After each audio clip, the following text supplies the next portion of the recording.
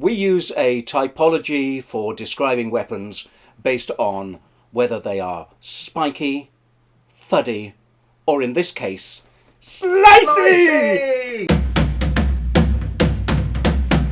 Hello, time travellers! Hello, time travellers! Hello, slicey people! Mark, tell me about slicey weapons. Tell me all you know about them. I think the thing to do is to go back a very long way, because for me, what's more slicey than a flint? Let's go back to your hominids. Ooh. You'd like it there. Yeah. What do you think about their I slicey? holiday with hominids, yes. What do you think about their ability to go slicey? Do you think that's high up on a slicey weapon? Oh yeah, of course. I mean, slicey is everything. I mean, earliest flint tools where you got chopper cores and things, they're choppy. Certainly choppy. I would regard axes as choppy. Hand axes, stone hand axes are choppy things. Chopper cores are choppy. But yeah, you go slicey because you need slicey for everything. Have you butchered meat with flint before? Yes, I've. Well, both you and I did a little pop back to Stonehenge that one time, and had a go at pulling about some meat from this. I don't think it went down very well with the locals, but we'd gone by the time they complained. I remember you being very efficient at it because you know butchery anyway. But yeah, I mean we use for the vast majority of our history on this planet, we use stone tools, and it's not just flint. We use all sorts of stone tools where we can get different, but flint and obsidian are the best.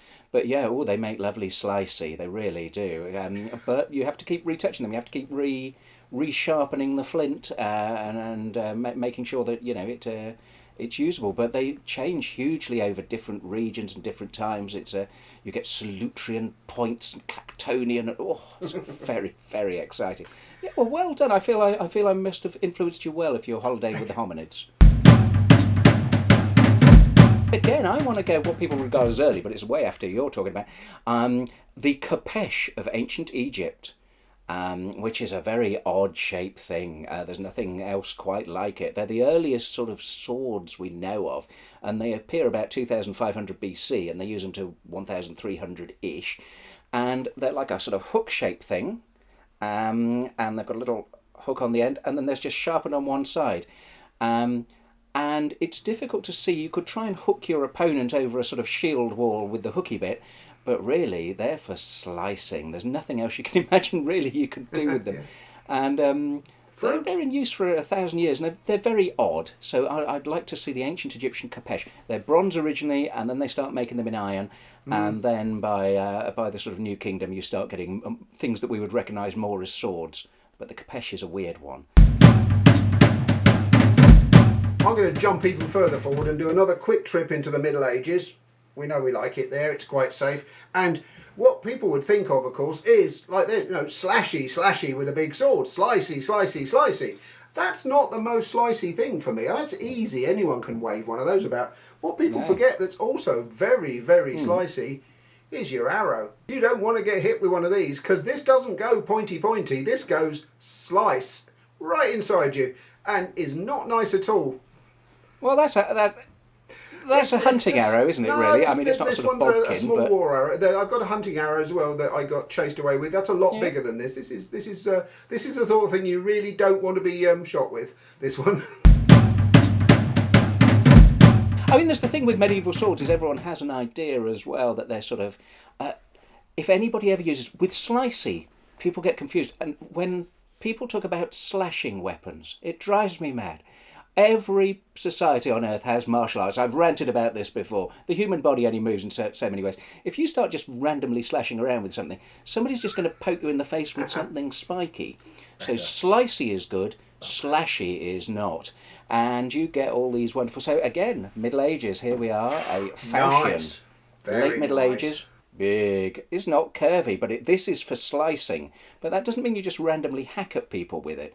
There are martial arts, we have them written down from the later Middle Ages and people like Meyer in the late 16th century that show you how to use them.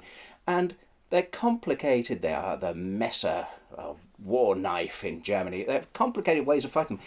Everybody carried them as well. You get this thing with English peasants particularly, are noted for everybody carries a falchion. every man anyway. No doubt a few women did as well.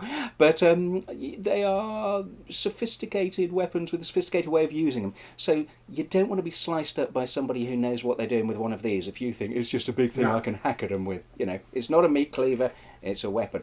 And they're the first in Western Europe to have handguards like this, which enable you to fend off blows and hold it like that. So it's a stronger way of fighting. So yeah, late medieval falchions, super slicey.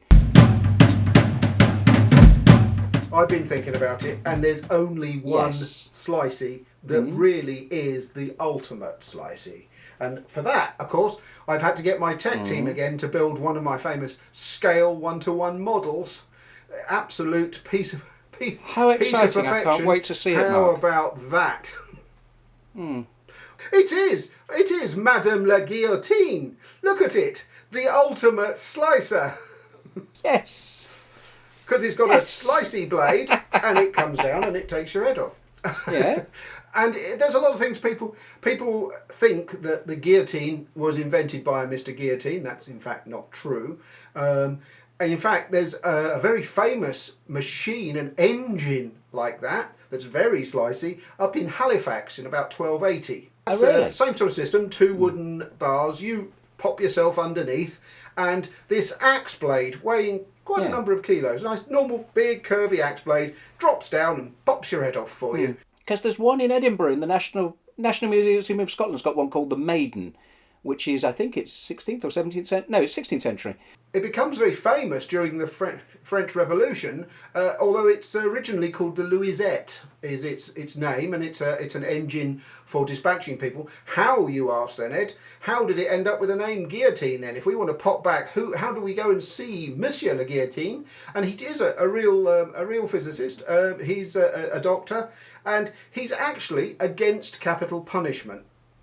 That's how his name gets attached to it, because he realises he's not going to stop them executing people across the Great Terror. So he advocates the fact that this wonderful engine is the best way of dispatching people, rather than hanging them, or unfortunately in the case of France, they used to break them on a wheel. Not something you want to watch at all. So this engine... So it's named after him to spite him? No, he was an advocate of it, but it already existed, but his name gets attached to it because he champions its use over the other methods of execution. Now, mostly, I think... Oh, I see, as a more humane way of killing people.